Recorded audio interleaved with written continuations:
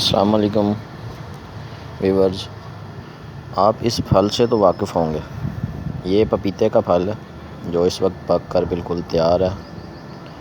آج اس کو میں ہارویسٹ کروں گا اور اس کی جو سٹوری ہے وہ تھوڑی سی آپ کے ساتھ شیئر کروں گا۔ یہ بازار سے خریدا گیا تھا پپیتا پھل کے طور پہ، اور پھر اس میں سے جو بیج نکلے تھے وہ ہم نے کیاری میں پھینک دیے۔ چند پودے ضائع ہو گئے، کچھ چل گئے، جس میں سے یہ 2 پودے کھڑے ہیں میرے پاس۔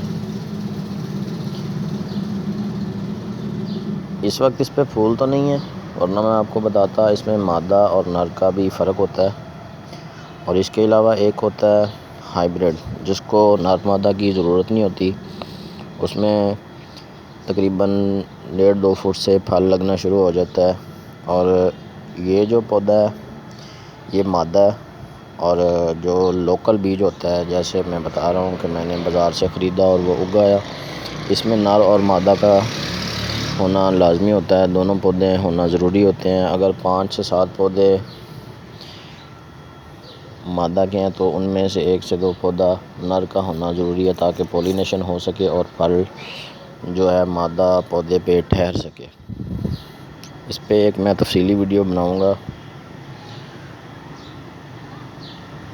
تب تک کے لیے اجازت دیجیے، اللہ حافظ۔